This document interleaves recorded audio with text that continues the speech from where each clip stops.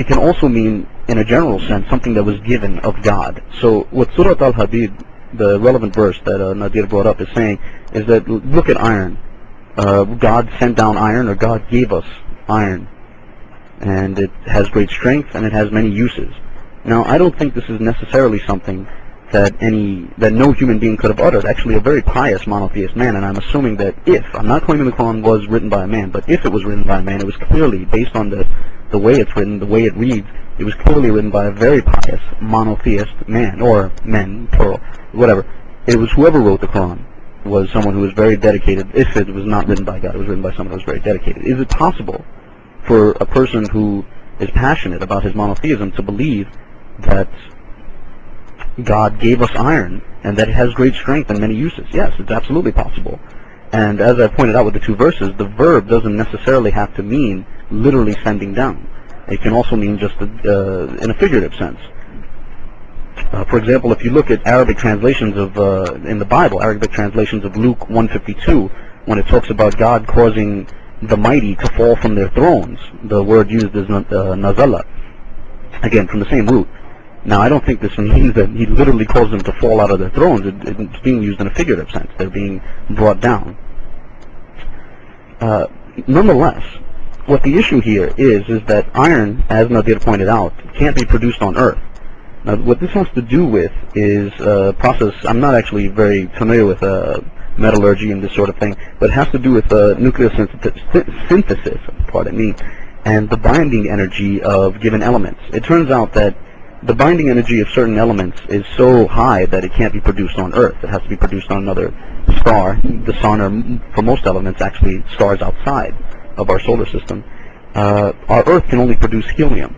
So what's the case with iron is actually the case with every element with the exception of helium. It had to have come down from off the Earth.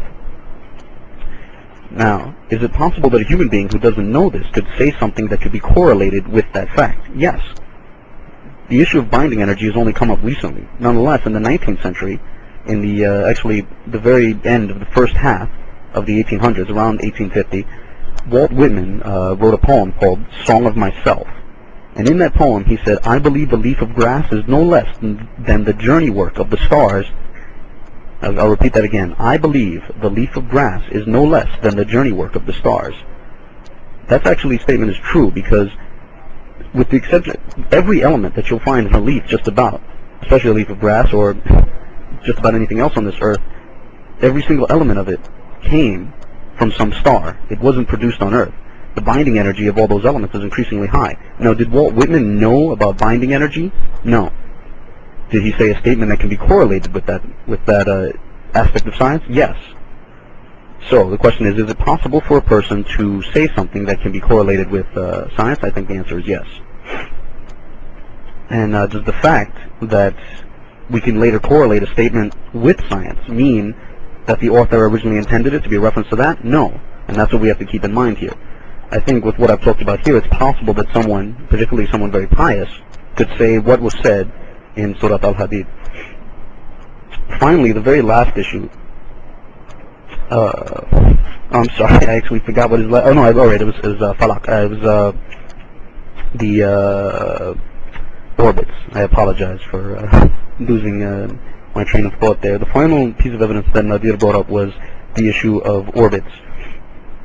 And he points out that there's a verse that says that the Earth and the Moon each have an orbit. Now, he pointed out that it doesn't say that they orbit around the Earth. I agree 100%. Of course, it doesn't say that they don't, specifically.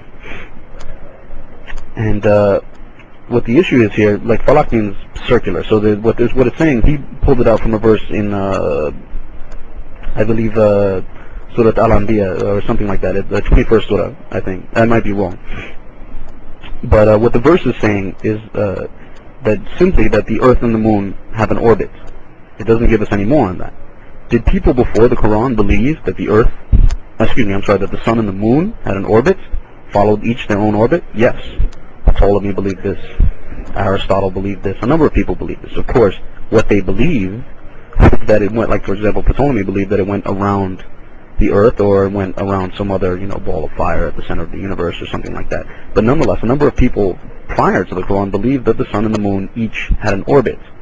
And that's all the Quran says. Did people believe that before the Quran? Yes. Am I claiming that the Quran plagiarized this from them? Absolutely not. But I am saying that the simple statement, the sun and the moon each have an orbit, assuming that's what the Quran is saying, has been uttered by people before the Quran. People who were not divinely inspired, or at least I don't believe someone like Ptolemy is divinely inspired. I could be wrong. So that statement, is it possible, as the question I keep having to ask, is it possible that a human being could have uttered this statement? Yes, it's absolutely possible. Therefore, I think we can conclude that it's not necessarily, this verse does not necessarily in itself serve as proof that the Quran is the Word of God. So I've covered his 8 pieces of evidence, and now I just want to get to one last point. Nadir asked the question is, how is it that if the Quran was copying from people, and of course I'm not claiming that it was copying from anybody, that it could get all the things right from the sea of error, it pulled out all the right things, but didn't pull any of the errors? I think this is an unfortunate question, or excuse me, an unfair question, because I actually vowed not to make any claims about the Quran being in error, nor am I going to make any claims about the Quran being in error in any part. The reason is because I don't really believe that in a religious text you can have errors. A fine example of this is the Bible. If you look at Genesis, the way a literal reading of Genesis compares with what scientists now believe about the origins of the universe seems strikingly different. So different, in fact, that a number of people who have sided with science have actually lost their faith and abandoned Christianity. And on the other side, there's been a number of fundamentalist Christians who have actually tried to deny what science claims about the Big Bang, etc. So, is the book of Genesis in error if science is true? No, not necessarily. Why? Because a number of physicists in Israel, Nathan Aviezer comes to mind, and there's a couple others. If people email me, I'll give my email before I close, or you can go to the website that I mentioned. If people contact me, I can give the exact citation. There's a number of physicists in Israel who have managed to come up with interpretations that make Genesis in harmony with science. And I'm sure you could do that with a number of other books, especially books written in Semitic languages. So, in order for a text like the Quran or even the Bible to be in error, it boils down to a matter of interpretation. Because no text is alive without the reader. So if I were to say the Quran is in error or the Quran contradicts science, what I'd really be saying is my interpretation of this verse from the Quran conflicts with science, and then all you have to do is give a different interpretation. It's very unfortunate. So therefore I don't believe that there really are any errors in a religious text, because the religious text is only alive in the mind of the reader who's reading it. The errors are only in your interpretation. Claiming that there's errors in the Quran or the Bible tells you more about the person than it does about the text. So I think it's an unfair point to say that how did the Quran manage to do this without having any errors? I'm already presupposing that it has no errors, and I'm presupposing similar things about other texts. So I actually won't be responding to that question tonight, and I hope that doesn't upset Nadir, but that's actually my position, that I don't think it can be proven that there's, errors in a religious text, nor will I try. And with that, I'm going to close. I hope I wasn't too incoherent here, but I'm going to give up the mic, and I hope it was clear. I apologize if anyone was offended or if they felt that was too rude or too quick, but nonetheless, I look forward to Nadir's rebuttal. Thank you very much. Nadir Ahmed, please come to the mic and start your 30 minutes rebuttal time, inshallah. Okay, thank you. I'm sorry about that hot mic. It just kept going. I went actually, and it just kept going. Anyways, yeah, I'd like to thank Denny Hiron for his presentation. Let me begin by stating that Denny Hiron said, well, there could be many human explanations, and he gave many examples of how, Aristotle could have done it this way and stuff like that. Here is the point to be noted. From the very beginning, I already stated that, yes, just because you have a scientific statement in the book, that does not automatically mean that it is from the Word of God.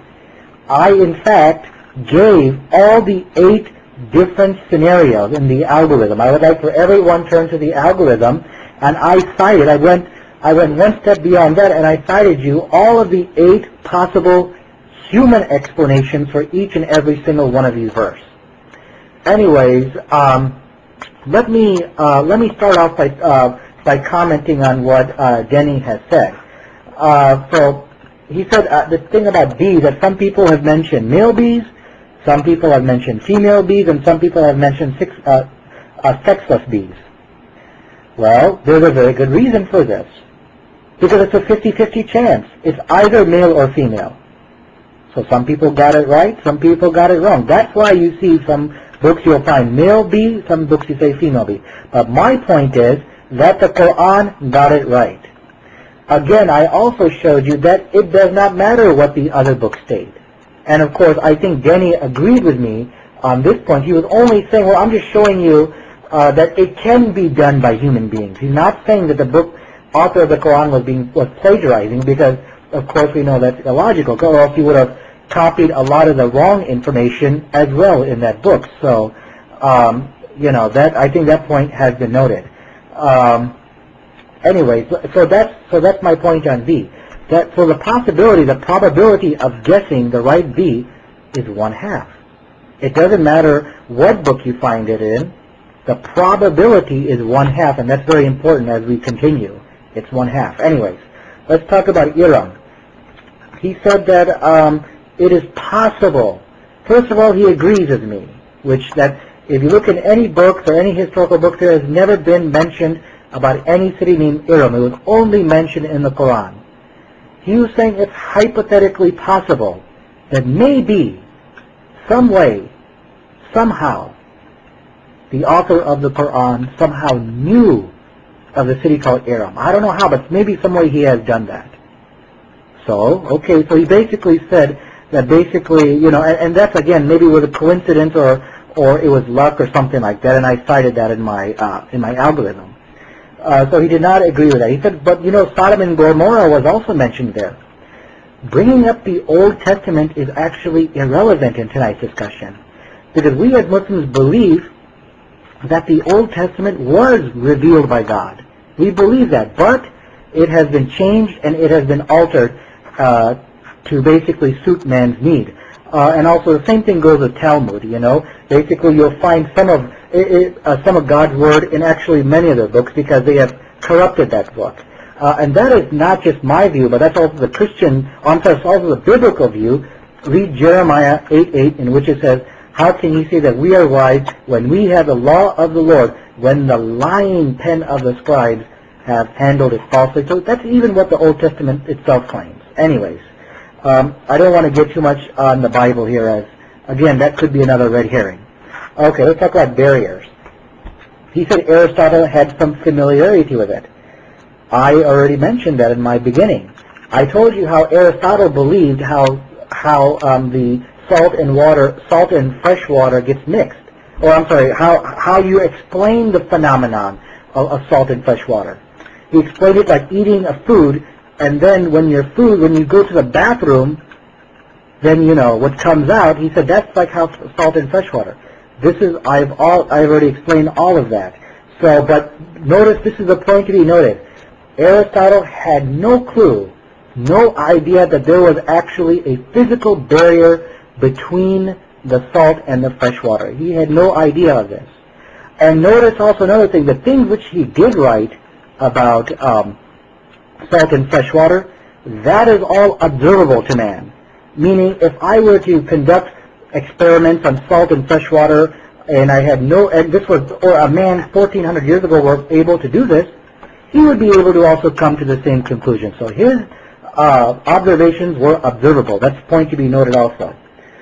So yes, he talked about that picnic line, but he didn't talk about the barrier.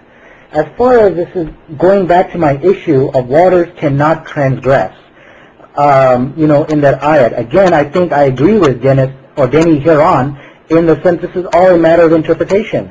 What do you mean by waters cannot transgress? What some people will say, because it in itself is not a very clear wall. Some people will say, look, what it means is that you have two bodies of water. The salinity, the temperature on that side is one, and the salinity, temperature, density on that side is something else. So that shows that these two bodies of water do not mix. So some people will explain like that. Like I said, I agree it's almost impossible to try to find this type of scientific error, but I guess I agree with them that we will not discuss that tonight. We can perhaps make a separate debate, like how I debated Richard Carrier, in which he unsuccessfully basically tried to show there were scientific errors in the Quran. But anyways, let me move on. He also spoke about the darkness in the seas. Now let me pause here for 1 second because I want to make a very important note also. I forgot to make this in the beginning. Denny Huron is not saying that these verses do not agree with modern science. He never made that claim on any of these. Basically what he said was that there's possible human explanations for it. So that's also very important, which should be noted. He said that, well, you know, this issue about the darkness of the seas, well, you know, when I'm in a pool and I see less visible water, you know, and I can see my feet, it gets less visible, maybe the author of the Quran saw the same thing, and then he used his intelligence or something and figured out that, yes, the deep dark seas are, you know, in the dark, deep ocean, it is complete darkness. Again, this is all conjecture. The point is that the issue about the depth and the darkness of the deep dark seas you will not find in any book. So basically what Denny is basically saying here is that this could have been a coincidence or luck. Go back to the algorithm, which I have posted for you, and look at what is, I think that's B. Oh no, I'm sorry, C. That is luck. So he's basically saying what he's doing is that he's bouncing back and forth. He's saying that's luck. I'm sorry, that's could be a good guess. That could be a coincidence. That could be a good guess. That could be a coincidence.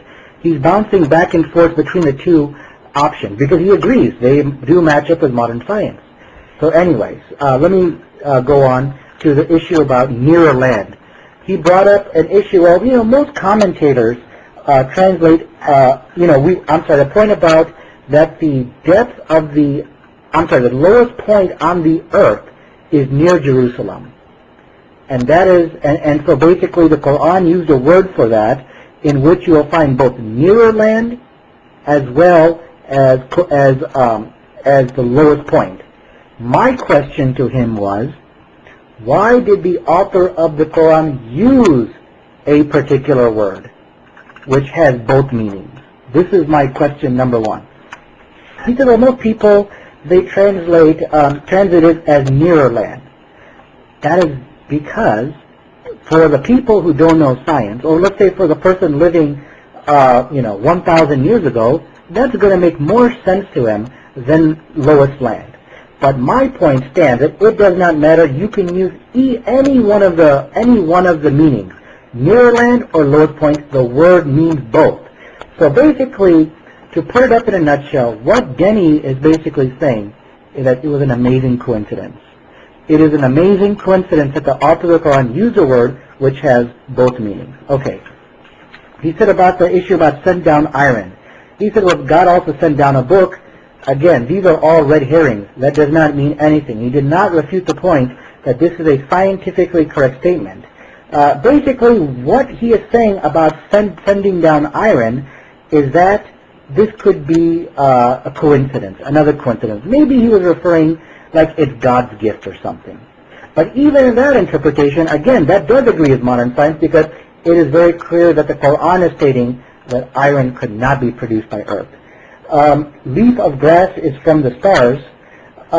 Again, this is something, he says, well, you know, the elements, the basic elements of it could have been created from outside of the universe. Read the verse. It says, leaf of grass is from stars.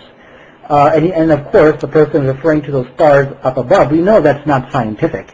This is a scientific error which you have pointed out in the book. But perhaps someone can look at it and say, okay, there could be some scientific basis for it. I'm going to give that to you, no problem. About orbit. He said orbit, you see, Ptolemy also believes it's in Aristotle. I pointed out before earlier that it is irrelevant. It is completely irrelevant what people wrote about it before. The question is, how was the author of the Quran able to decipher what are the true statements in an ocean of falsehood? Therefore, the mere fact that this is something mentioned before does not disprove its evidence. The verse which I gave you is in complete agreement with modern science. The sun and the moon do indeed have orbits, and of course, I don't believe Denny is here tonight to even suggest the idea that maybe this was a plagiarization, because of course you would copy many of the wrong errors. He was only trying to show that a human being could have done it. Again, what Denny is basically saying on this point is that it is another coincidence that the Quran is matching up with modern science. Okay, having said all of that, I would just like to bring up another point here. I'm going to kind of share with you a small little story here, and I think because from this small story, I think it's going to give us some valuable lessons. So I'm kind of going to get off topic here, but it's very much directly related to what we're talking about. Now, you know, I was on TV, you know, I was watching TV and I was watching, you know, a murder trial. I'm just going to make it like a mock murder trial. There was a man who was accused of killing his girlfriend. First, and there were many pieces of evidences that the prosecutors had against him. There's 6 pieces of evidence. First, he claimed that he was going to kill his girlfriend, number 1. Number 2, he actually bought a knife the same week that his girlfriend was stabbed, and it was the same type of knife. Number 3, he was last seen with her 1 hour before her death in a fight, and he was pushing her into the car. Number 4, blood was found in his car also. Number 5, he claimed that he mysteriously lost the knife that he just bought a couple of days before. Number 6, the very same day of the murder, he said to a local friend that I'm going to take care of her so that she will never bother anyone again. Okay, so anyways, here's my point. There's no question in anyone's mind that this man is clearly guilty of the murder of this woman, and there is no court around in the entire world that would not prosecute this man and send him to jail based upon this evidence. I don't think there's any question about that inside anyone's mind. But what if he tried to plead innocent? What if this man tried to plead innocent? I don't think that this man who's done this would ever claim that all of the 6 pieces of evidence given, which I just said, were all a coincidence. And that's a fact. In fact, the explanation is so silly that even the defendant would not offer that, nor would the attorney in a court of law come up on court day and say, yes, all those 6 pieces of evidence is all just an amazing coincidence. Anyways, let me move on to my point here. My point is that we could look at each and every one of these pieces of evidence individually. Remember, this is a key word, individually. And we look at this piece of evidence. Let's take this first example. He claimed that he was going to kill his girlfriend. Well, you know, that in itself is not conclusive evidence to prosecute him, right? To convict him. Because, you know, like I was saying to my wife and my brother, man, if you don't get out of my room, I'm going to kill you. Does that mean I actually wanted to kill my brother and my wife? Well, of course not. So this is basically the same situation that we are seeing with the Quranic verses. That yes, there could be it may be from a higher source or it may not be. Same thing is happening here with each and every one of these pieces of evidences. Maybe he is guilty, maybe he is not. In both cases, the evidence is inconclusive based upon this one piece of evidence alone. If you just look at this evidence alone. Now, of course, that holds true for each and every one of these 6 pieces of evidences. Alone, it's going to be very hard to prosecute this man, and he probably would get away. But now, here is what I would like to ask people to do. Let us take a look at the evidence, not individually, but collectively.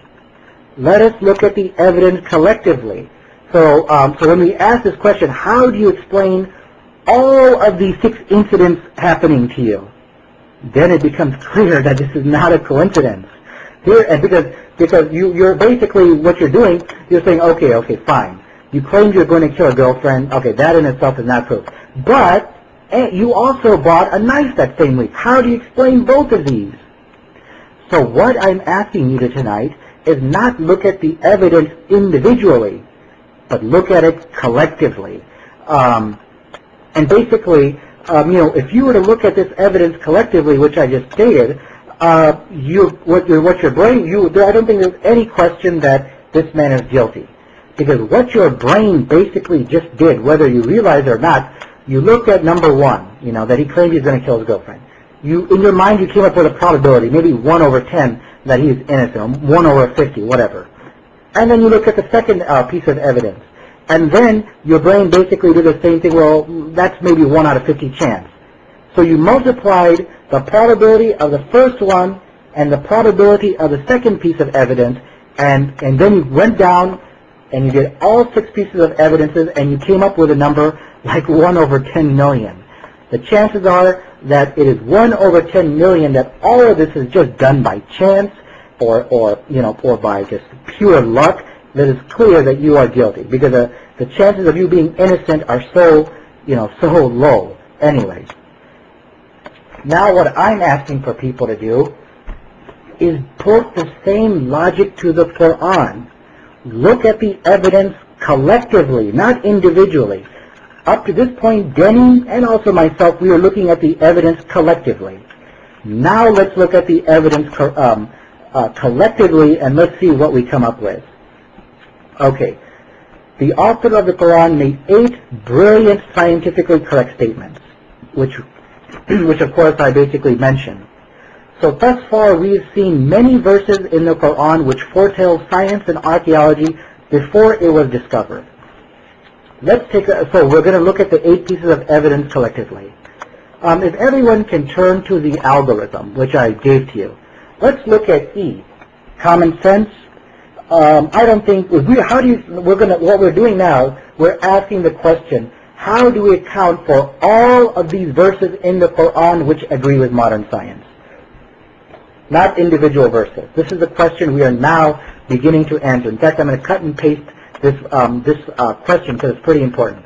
How do you account for all of these verses in the Quran which agree with modern science? Well, look at E. I don't think it's common sense, so we can cross that out. Perhaps a scientific fact was observable, as in the case of Aristotle. No, I don't. Many of these things are not observable, like the issue of, the bees as well as, iron being set down. None of that stuff is observable. G. Perhaps the information already pre-existed in history. Well, of course, we know that's not true. I mean, we cannot, I'm sorry, in the sense that the author of the Quran plagiarized from some other source. Well, I don't think that's true either, because, in order to make this claim, you have to show us other stuff, which the author of the Quran also copied from that book. Because if you're copying from a corrupt source, whether it be Aristotle, Bible, whatever, you're also going to copy the same error. So on your little list, go ahead and cross out E, F, and G. Let's look at A and C now. Perhaps the author of the Quran was a great scientist or a great genius, and that's how he came up with these conclusions, which is, of course, what Denny tried to allude to with the issue of the darkness of the deep oceans. That maybe the Quran, just basically was a very smart guy, and he figured it out from looking at the hazy water on the feet. So let's take a look at these options here. We all know that scientists make discoveries by trial and error. That is how they make discoveries. As we saw in the case of Aristotle, he made 7 scientific errors in regarding bee study, right? So my question is, how many scientific errors do we find in the Quran in relation to that subject he was studying, and it was 1 over 0? So we know that the author of the Quran was not a scientist. Again, another point is, and it doesn't matter how good of a scientist you are, the statements in the Quran can only be discovered with the aid of modern technology and advanced equipment and sophisticated methods, like the lowest point of Earth, iron, B, orbit. You cannot discover, no matter how good of a scientist you are, you'll never come to this conclusion. So we know that the author of the Quran was not a scientist or a genius. What about, and also another point, how was the author of the Quran able to escape 1,000 pages of hadith literature? And even his close friends like Abu Bakr and Aisha, his wife, radiyallahu anhu, he hid his true profession as a scientist to the whole world. How was that able to do so? In light of the fact that the life of Muhammad sallallahu alaihi wasallam was an open book. We even know how he went to the bathroom. That's how mundane issues we've reported about him. So all I'm trying to say is that I don't think he was a great scientist or basically he was a genius. And I think Denny is also saying the same thing. That's why he said he pretty much leaned toward the idea that this was a coincidence or pretty much a good guess. Just a coincidence or a good guess. So basically what you can do now, go ahead and cross out A and C. Let's look at coincidence. Now remember, coincidence means that you had no intention of making these scientific statements. It was a complete accident. Coincidence can also be ruled out, because we see here from the statements that the author of the Quran is making a concerted effort to speak about science. The author of the Quran is willfully and intentionally attempting to speak about scientific principles and how our universe is created and how things work in there. One good example is like the verse on embryology. First there was the alaka, then there was the mudga. I'm sure Denny's know what I'm talking about. So, but coincidence means you had no intention of doing so. It was a complete accident. So on that point, I don't think so. And now let's make a coincidence. With coincidence, we know luck is involved.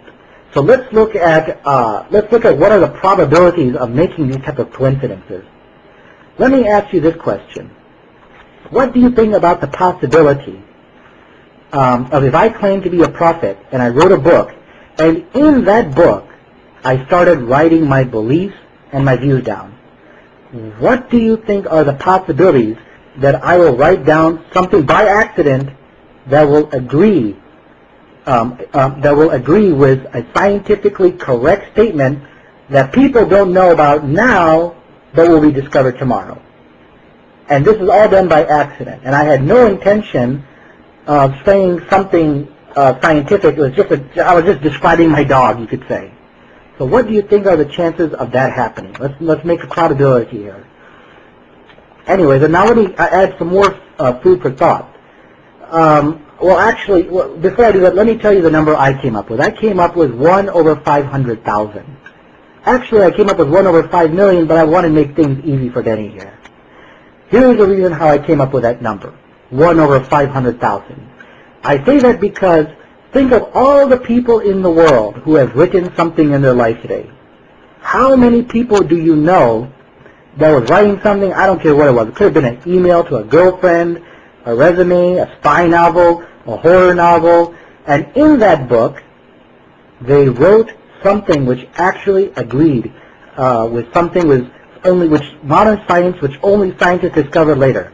And this was all done unintentionally and by accident. Well, I think that happens to 1 over every 500,000 people. That is the number I've come up with. Let's look at this last option. Maybe it was a good guess. You know, a person trying to guess in the year 600, you know, as far as what these scientific probabilities are, the probabilities are astronomical as far as what it could be. Let's go ahead and see what if we were to, let's say the author of the Quran was going to guess at all of this stuff. The probability of the B is 1/2, right? Because the B could be either male or female. So it's 1/2. But what about Iram? What if the author of the Quran guessed about the city which archaeologists only discovered later? So here's the question I'm asking. Let's say everyone just sit here and guess. You know, well, let's say I'm just going to sit here and guess. I'm going to guess about a city which no one knows about today, but it exists. But archaeologists will one day discover this city, and I'm going to try to guess the name of that city. So what do you think the probabilities of me actually being successful in doing that?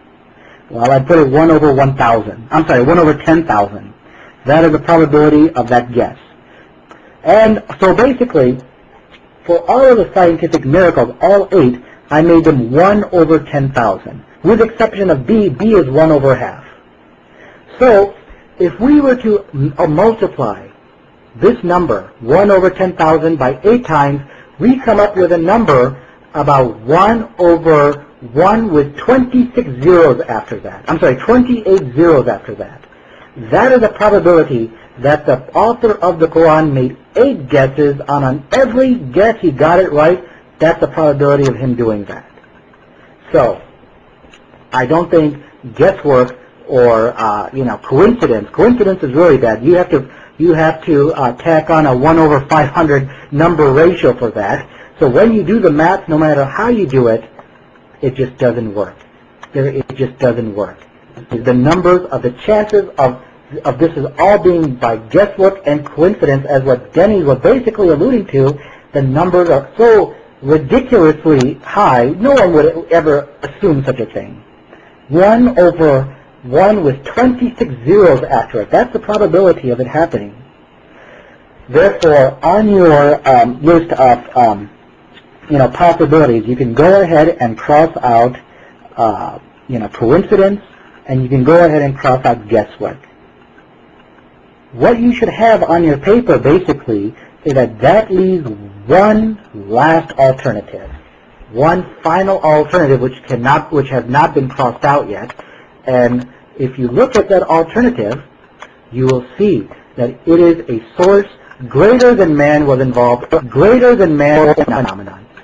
That is the only logical and reasonable expectation.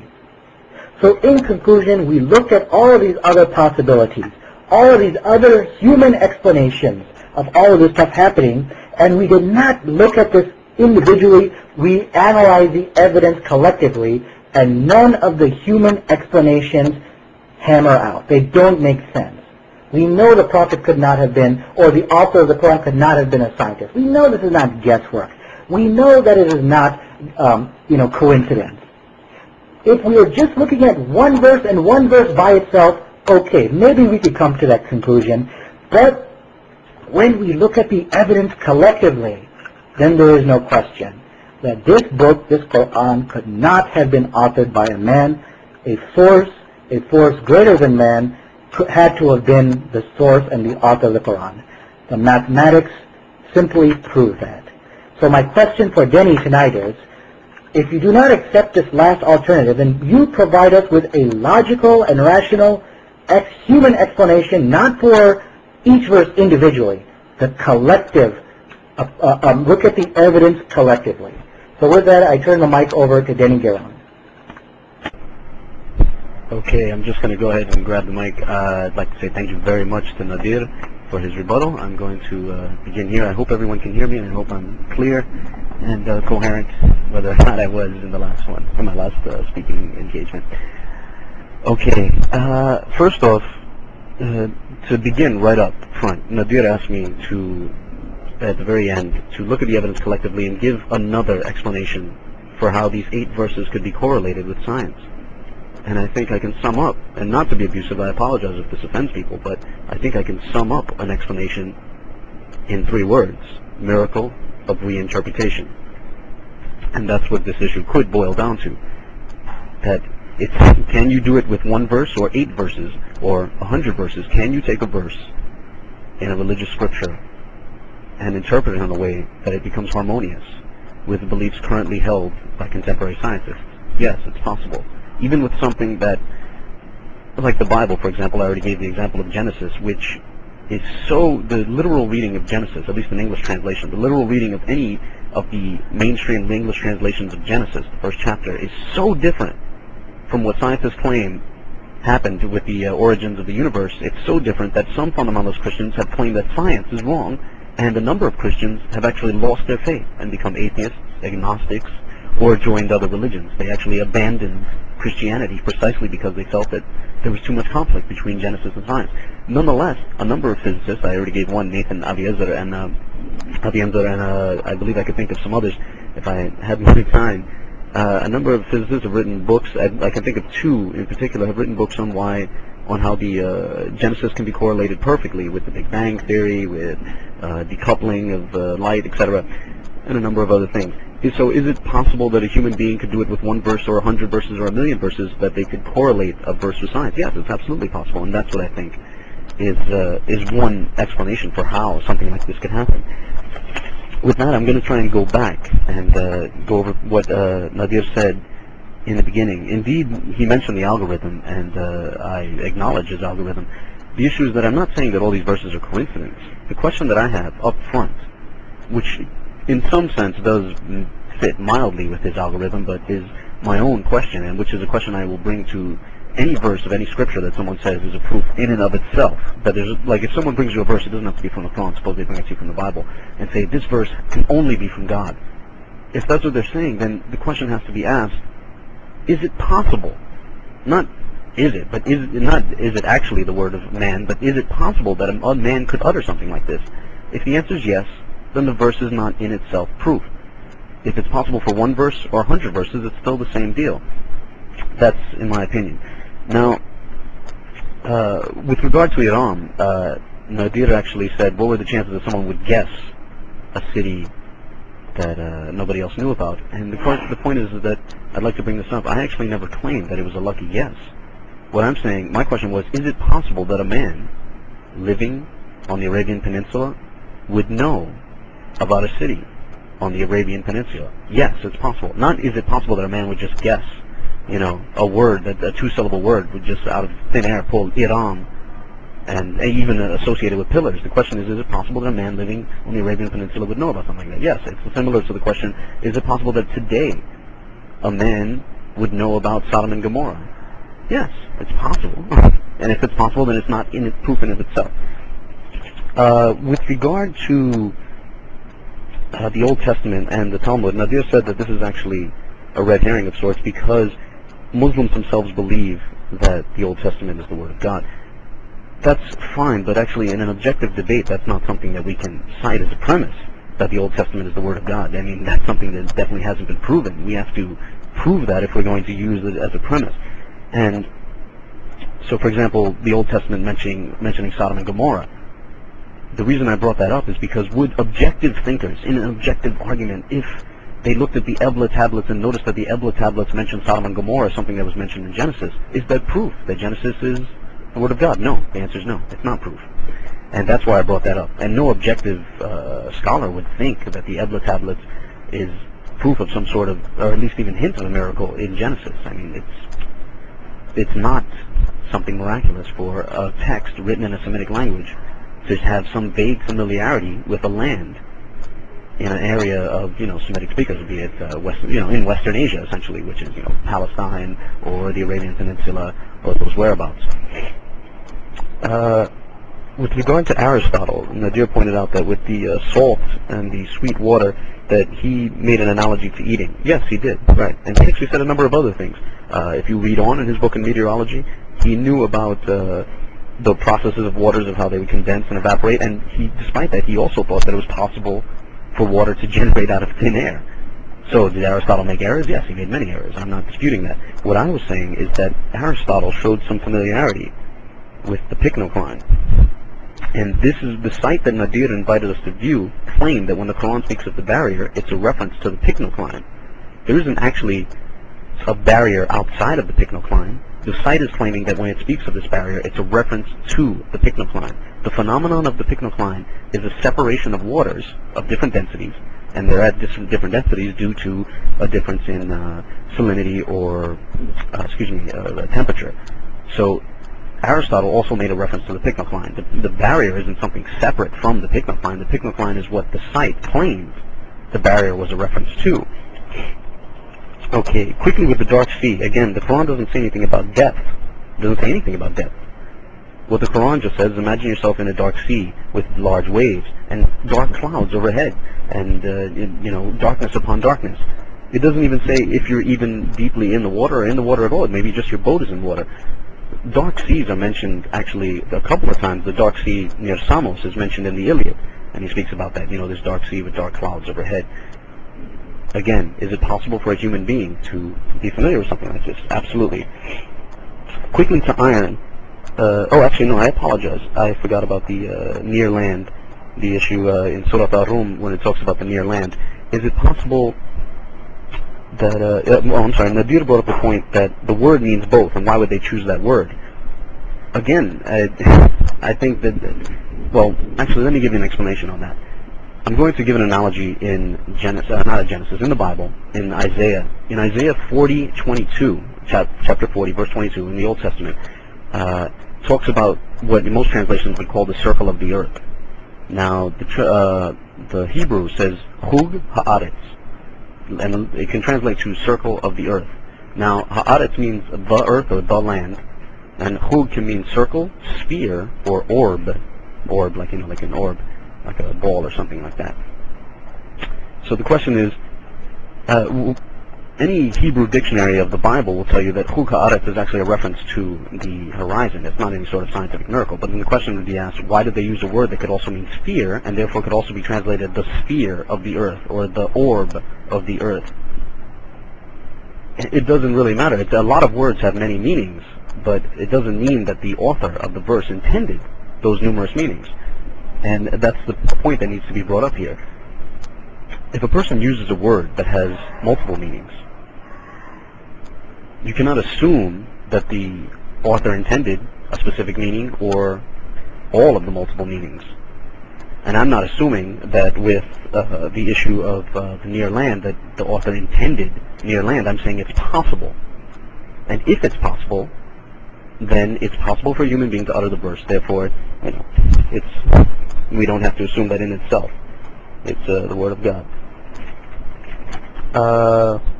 With iron, actually, Nadir made a slight error. He said that he actually interpreted the verse in Surah Al-Hadid as saying that that iron cannot be produced on earth. The Quran doesn't say that. All it says is Anzalna, we sent down, and then Al-Hadid, we sent down the iron. It doesn't say specifically that iron can't be produced on earth. That's Nadir's. He's importing that. No offense. But that's all the Quran says, is that we sent down. And the issue of sent down, again, it's possible that a human being could say that. And he actually said that Walt Whitman was in error when I gave the verse from Walt Whitman's poem, Song of Myself. Again, we need to take this into context. The issue of iron is that iron, like all other elements, cannot be produced, with the exception of helium, cannot be produced on this earth. Every element, with the exception of helium and maybe oxygen, has come from outside this earth. It's come from stars. It has to do with the binding energy and nucleosynthesis. Because, the binding energy of all these elements is too high to be forged on this planet, so it had to have come from elsewhere. So that means that everything in your body, with the exception of oxygen, helium, if there is any helium in our bodies, I'm not sure, I'm not a biologist, but in anything, it's the result of things that came from stars. And Walt Whitman, long before people figured this out, said, quote, I believe a leaf of grass is no less than the journey work of the stars. The journey work of the stars is what's important. Walt Whitman said that. He said, which is essentially can be easily correlated with the fact that a leaf of grass, everything in it, unless there's, with the exception of helium, I don't think there's any helium in leaves of grass, but everything in a leaf of grass is an element that traveled from a star and landed on Earth. According to, common conceptions of not common conceptions, the scientific understanding of the binding energy of the elements. So that in order for us to have that leaf of grass, we had to have all the elements inside it make a journey from a star to the Earth.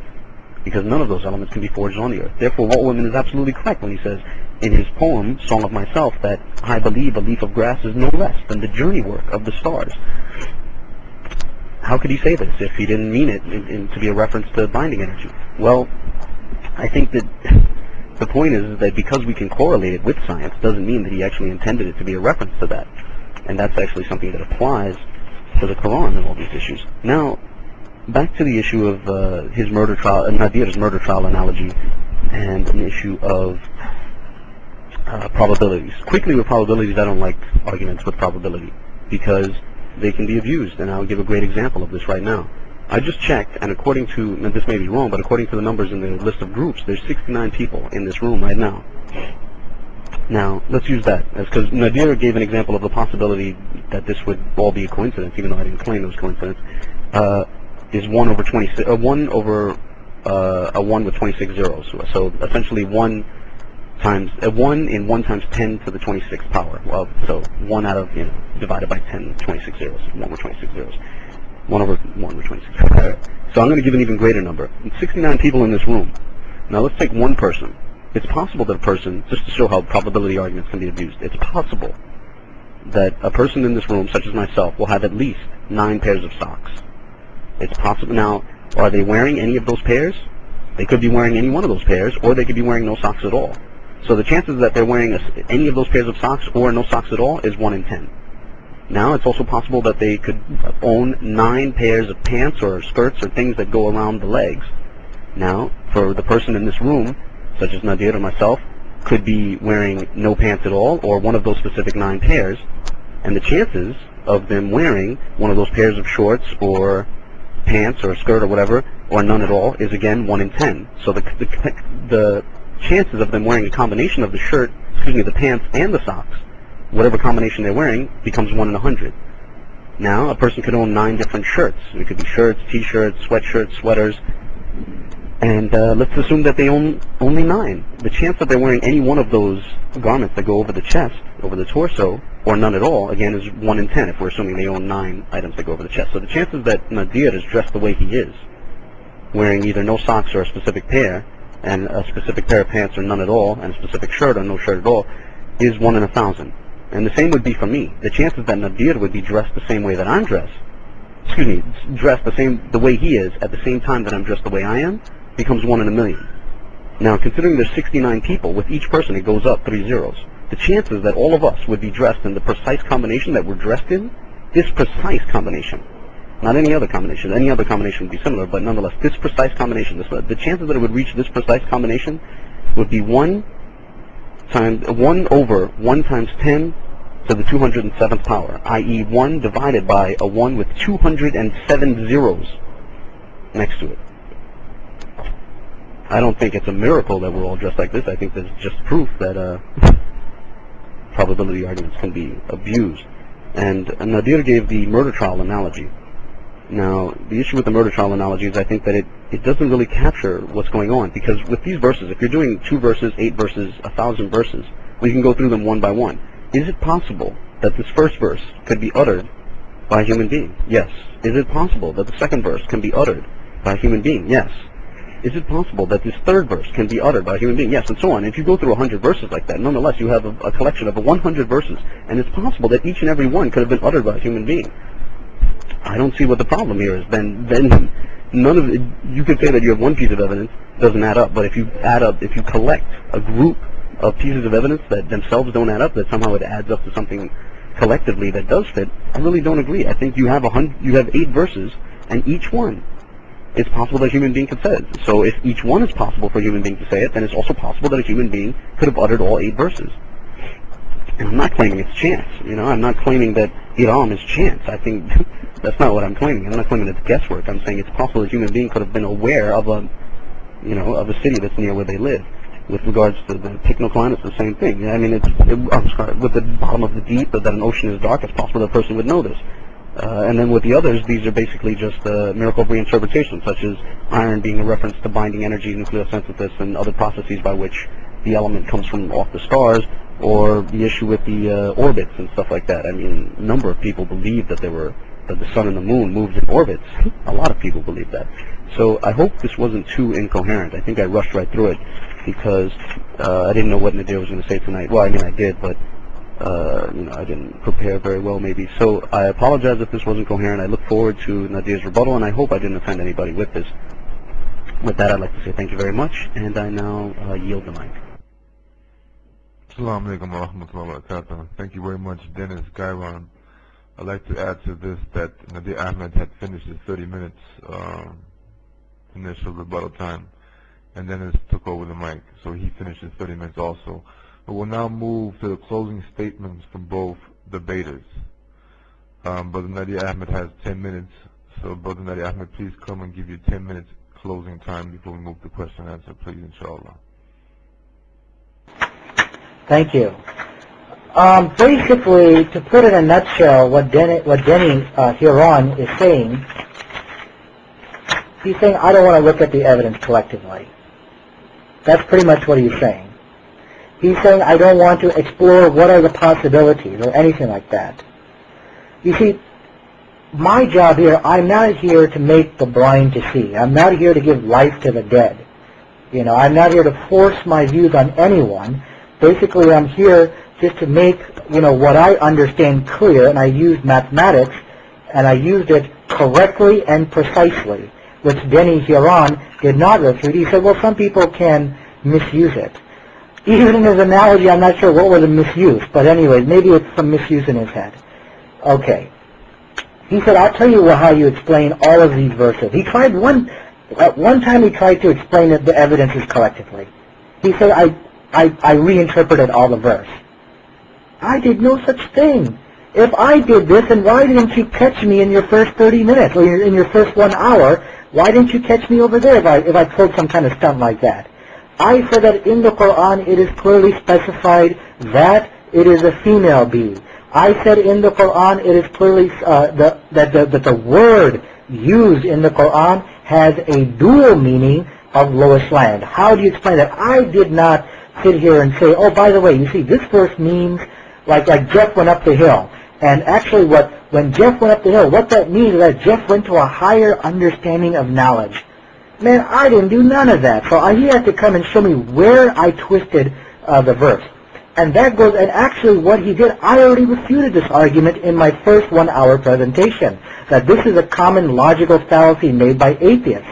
He said, I said that, look, so long as one logical, valid interpretation is valid, then it can be used as evidence. And I proved that in my first 1 hour. I don't have time to rehash all that information.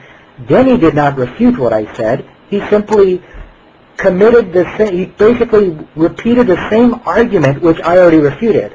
Rather than refuting what I said, no, he should have came back and said, no, Nadir, if I can spin another logical interpretation which doesn't agree with science, like he did inside with the iron verse, even though the poor attempt, then that does disprove your evidence. He's not actually proving anything. What Denny basically did tonight is that he said, I don't want to look at your evidence collectively, and I'm going to go back and I'm going to look at each piece of evidence individually. That's pretty much his stance tonight. And as I said, I cannot force people to believe in things. That's not my job here. So my point is that so long as what I told you of the Quran, actually I just let the Quran read for itself. I did not twist anything. He said that he agreed. He said that I was simply showing that it is possible for a human to make these statements. But what I did, I said, okay, here are the 8 possibilities, Denny's. And if it's possible, then which one of these 8 are? He doesn't want to do that. He doesn't want to touch the algorithm. I cited for you 8 of the logical possibilities. He's dancing around it. He will not commit, say, oh, no, it's this. Oh, no, it's that. Or maybe it's a combination of this, and this, A, B, C, D. He won't do that. Because that is where he feels most comfortable. So long in his heart, he can say for each verse individually, I can come up with a human explanation. That's where he feels comfortable. Okay, that's fine. I don't have a problem with that, but you are not refuting what I said. Anyway, he said about deep, dark seas that, well, the Quran didn't mention the level.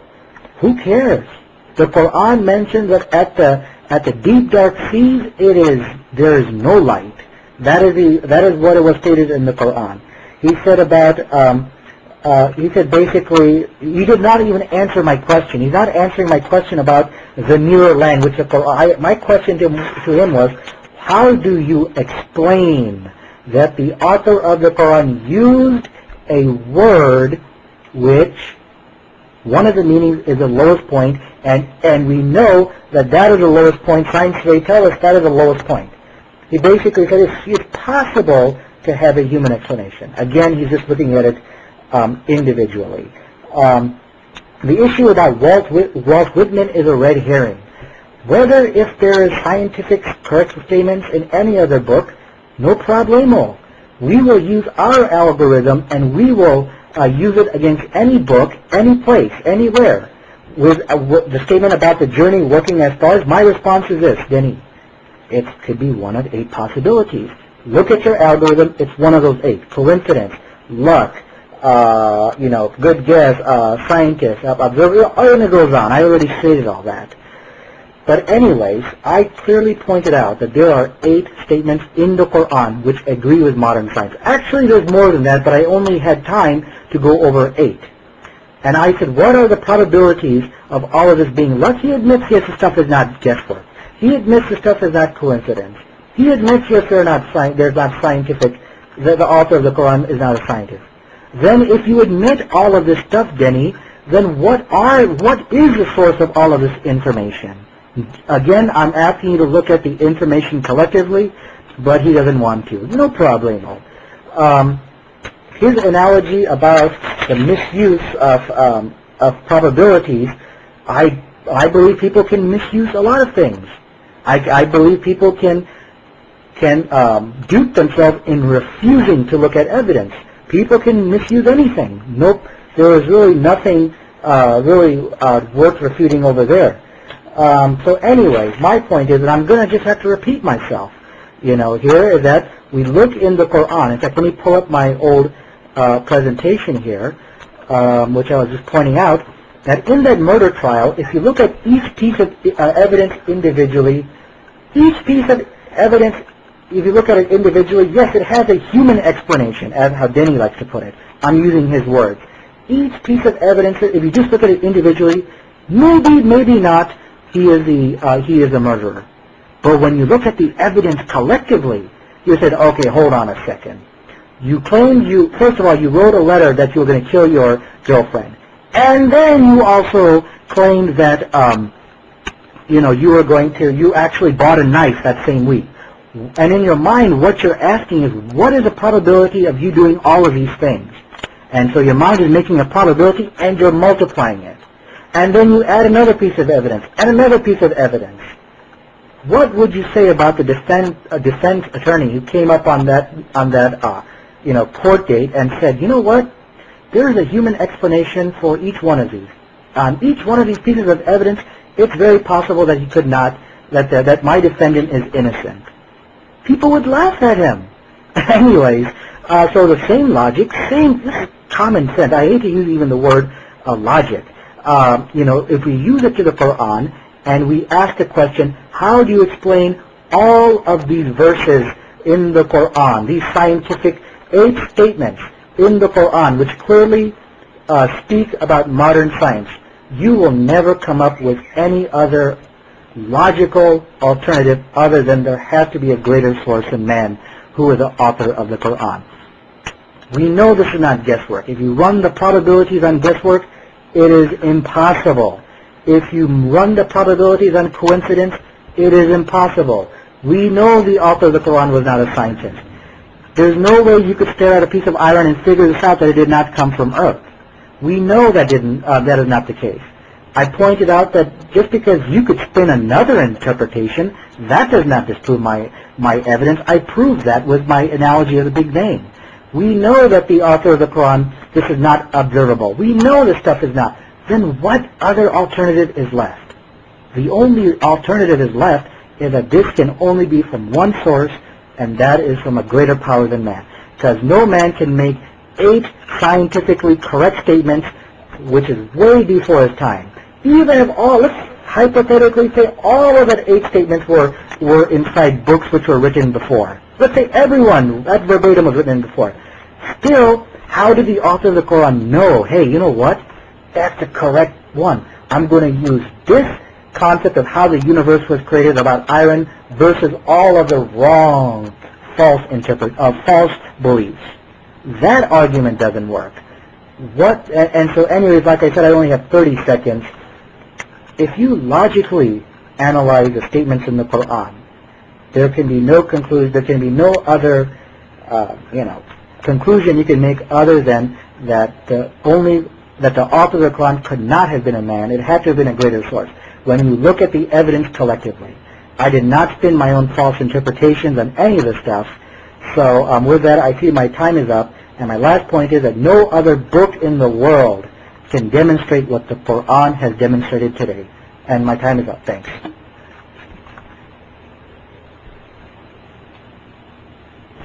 Oops, hold on. My mic is still on. Hold on. Let me turn it off. Oops, hold on. My mic is off. Assalamu alaikum wa rahmatullah. That was the closing 10 minutes of Brother Nadir Ahmed. I would like Brother Dennis Kiran to come to the mic and use his 10 minutes closing statements, please. Okay, I'd like to say thank you to the moderator as well to Nadir. It seems that in 10 minutes we're not going to be able to bring this to a close. So again, I'd like to remind people that if they'd like to see our debate in text, which is a much longer version of this debate that we had over Usenet over the course of 9 months, it's www.joes.com, JOES/home/ and then our last two names, Ahmed Hiron. Ahmedgiron. So I'm going to try and get to this very quickly. Nadir said that if we look at the evidence collectively, there's no other logical alternative than to assume that God is the source, or a source higher than man. What other alternative is there? Now I said that I summed it up in 3 words, or I tried to sum it up, let's say. And the term I used was miracle of reinterpretation. Nadir took that as me saying that he's been putting a false spin on these verses, or that he twisted these verses. That's actually not what I'm saying. I'm not claiming that at all. What I'm saying is that 8 verses have been taken and after the fact correlated with science. Some of them are very clear. Indeed, bees being female, or at least a feminine conjugation or a feminine word being used for bees. Indeed, that's pretty clear. But other things like the orbits of the sun and the moon, I mean, that's not clear. I mean, a lot of people long before the Quran believed that the sun and the moon were orbits, and so to correlate this with some scientific fact, I don't know. You know, I mean, it doesn't say in what sense these orbits are. Same thing with the dark sea and issues like that. Is it possible to take 8 verses and correlate them after the fact with science? Yes. I mean, I already cited Nathan Abiyanzer. He does this with 8 verses from Genesis alone. He actually does it with many. And Nadir, I'm sure, could, and I know for a fact actually from our debate, can do this with many more verses. He actually had another 5 examples that he was nice enough not to bring up in this debate, and I appreciate that because it helped us focus a little more. Okay. Now, he brought up the issue that he claimed that I committed this fallacy where I claimed that I can bring another interpretation of the verse, therefore it's not evidence. And he said so long as one interpretation can be correlated with science, then it can be given as evidence. The problem here is that I'm not claiming my interpretation is right and Nadir's is wrong. What I'm saying is this other interpretation possible? And if it's possible, then it's possible for a human being to say such, therefore, you know, it's possible for someone to, you know, do this, to utter this statement, a mere mortal to utter this statement. Now, for example, the near land comes up. Nadir asked me directly. He put out a direct challenge. How do you explain that the author used a word that one of the meanings can be correlated with a scientific fact? I mean, I think this happens all the time. Many words in many languages have many meanings. It doesn't mean that the person who used this word intended the meaning. Am I claiming that he didn't intend this meaning? No, not at all. What I'm stating is that you know, that if it's possible that one meaning was meant, you know, and that meaning is very easily for a man to use, I mean, then there you go. I mean, a lot of words have multiple meanings. Cleave in English is a great example. It can mean to cling or it can mean to separate. It doesn't mean that when someone uses cling that they mean both cleave and separate, you know, or, you know, it has to be taken in context, etc., etc., etc. So the fact that a word has multiple meanings does not mean that the author intended all those meanings. Now, finally, Nadir said, what is the source of all this information? That was another direct challenge that he gave me. And I'm not going to answer that question because I think I can't, and nor was it my objective. If I say the source was Aristotle, then I'm positively asserting that the book is not the word of God. And I said at the outset, I'm not going to positively assert that the Quran is not the word of Allah. So I'm not going to do that. I mean, that's for another debate. What I'm saying is that you have 8 statements, and you could have many more that are being correlated with science, and you can do that with many statements. The fact that you can correlate them with science doesn't necessarily mean that no human being could have uttered them, and that's the point that I'm making. The question is it possible that a human being could have uttered these 8 statements? Yes, absolutely. And I apologize to Nadir if he feels that I haven't dealt with this issue sufficiently. I think maybe further discussion is going to be needed, and I apologize to others who are offended. You can email me to my first name, DENIS _ my last name, GIRON @hotmail.com. That's Denihiron @hotmail.com. Or you can go visit our thread and take part in it. The link that I gave, you can go to that thread. So again, I'd like to thank Nadir, and I'd like to thank the gentleman using the moniker Islamic Brother who moderated this debate. And I hope nobody was offended. So I'd like to say thank you very much, and I enjoyed this immensely. Pax Vobis. Assalamu alaikum. Okay, thank you very much, Dennis Giron, That was your closing 10 minutes. Let me ask the brothers, before we take this 5-minute break, let me ask, Nadia, how much time do you have for question and answer? Or okay, Dennis, how much time do you have? You have plenty of time. Okay, we have to agree on a time frame here, because as I see, both of you can go on for ages. Okay, 30 minutes. So we'll agree on 30 minutes question and answer. Okay, mashallah. To the brothers and sisters in the room who have been patient with both speakers, also mashallah to the room, and you can say your questions on the mic if you like after this 5-minute break. What we would like to see is a question being directed to a speaker at a turn. For example, first Dennis gets a question, then Monkeypox gets a question. Do both speakers agree that, is there going to be rebuttal to the questions? Is the question going to be able to be rebutted? Have both speakers agree to that? Yes. Okay, you okay for rebuttal. So let's agree on 3 minutes for each question, inshallah. How about that? 2 minutes to answer and a minute rebuttal time on the question. So we can get 10 questions in at least in 30 minutes. If it goes faster, then alhamdulillah.